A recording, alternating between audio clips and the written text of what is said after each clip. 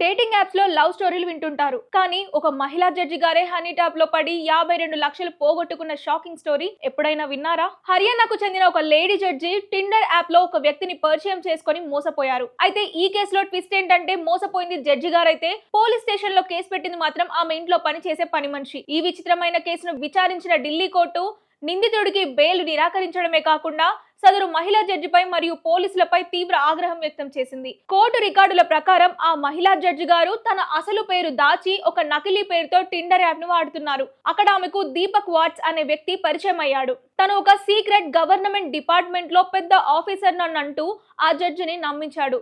వీరిద్దరూ ఢిల్లీలో పలుమార్లు కలుసుకున్నారు. వీరి మధ్య బాగా సన్నిహిత్యం పెరిగింది. ఆ నమ్మకంతోనే ఆన్లైన్ గేమింగ్, బెట్టింగ్ మరియు పెద్ద మొత్తంలో లాభాలు వచ్చే ఇన్వెస్ట్మెంట్ స్కీమ్స్ పేరుతో ఆమె దగ్గర నుండి దాదాపు 52 లక్షలు వసూలు చేశాడు ఆ కేటుగాడు. ఎప్పుడైతే మోసపోయానని తెలిసిందో జడ్జి గారు తన పరువు పోతుందనే భయంతో ఒక ప్లాన్ వేశారు. తనే స్వయంగా ముందుకు రాకుండా తన ఇంట్లో పనిచేసే పని మనిషి దీక్షాదేవి పేరుతో పోలీసులకు ఫిర్యాదు చేయించారు. డేటింగ్ యాప్ లో తానే మోసపోయినట్లు ఆ పని మనిషి కోర్టుకు చెప్పింది. కానీ డిజిటల్ మరియు బ్యాంకింగ్ ఆధారాలను పరిశీలించిన additional sessions judge Saurav Pratap Singh Lalher అసలు నిజాన్ని బయటపెట్టారు. నిందితుడి ఖాతాలోకి వెళ్లిన 52 లక్షలు జడ్జి గారి వ్యక్తిగత అకౌంట్ నుంచే వెళ్లాయని, పైగా ఒక 5 లక్షల క్యాష్ ను జడ్జి గారి అధికారిక కోర్టు ప్యూన్ కు స్వయంగా వెళ్లి డిపాజిట్ చేశాడని కోర్టు గుర్తించింది. న్యాయం చెప్పాల్సిన స్థానంలో ఉన్న ఒక జడ్జ్ తన వ్యక్తిగత ఇబ్బంది కోసం ఇలా పని మనిషిని అడ్డుపెట్టుకొని క్రిమినల్ ఇన్వెస్టిగేషన్ ను తప్పుదోవ పట్టించడం ఏంటని కోర్టు తీవ్రంగా మండిపడింది.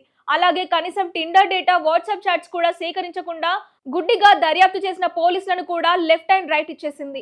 నిందితుడికి బెయిల్ రిజెక్ట్ చేస్తూ జడ్జి గారు ఇకనైనా దాగుడు మూతలు ఆపి స్వయంగా ముందుకు వచ్చి తన పూర్తి వాట్సాప్ మరియు టిండర్ చాట్స్ హిస్టరీని పోలీసులకు అప్పగించాలని కోర్టు గట్టిగా ఆదేశించింది. చూసారుగా, డిజిటల్ కాలంలో ఎంతటి వారైనా సరే డేటింగ్ యాప్స్ విషయంలో కాస్త జాగ్రత్తగా ఉండాల్సిందే.